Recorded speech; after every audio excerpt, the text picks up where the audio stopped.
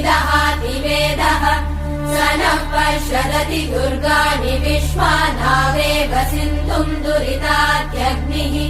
तामग्निवर्णाम् तपसा ज्वलन्तीम् भैरोचनीम् कर्मफलेषु जुष्टाम् दुर्गाम् देवीगुम् शरणमहम् प्रपद्ये सुतरसि तरसे नमः अग्ने त्वम् पारयानव्यो अस्मान् स्वस्तिभिरति दुर्गाणि विश्वाः पूष्य पृथ्वी बहुला न उर्वी भवातोकायतनयाय शम्योः विश्वानि नो दुर्गः जातवेदः सिन्धुन्न नावा दुरितातिवर्षि अग्ने अत्रिवन्मनसा गृहाणोऽस्माकम् बोध्यपिता तनूना ऋतनाजितगुम् सहमानमुग्रमग्निगुम् भुवेम परमात् सदस्तात्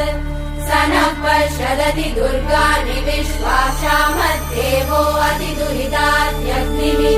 रत्नोषिकमेभ्यो अध्वरेषु सना च होतानव्यश्च सत्सि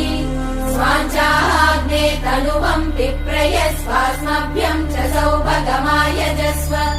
गोभिर्जुष्टमयुजो निषिक्तम् तवेन्द्र विष्णोरनुसञ्चरेम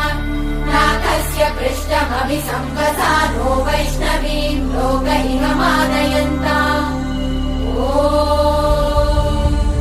कात्यायनाय विद्महे कन्याकुमारि धीमहि तन्नो दुर्गिः प्रचोदयात् ॐ शान्ति शान्ति शान्तिः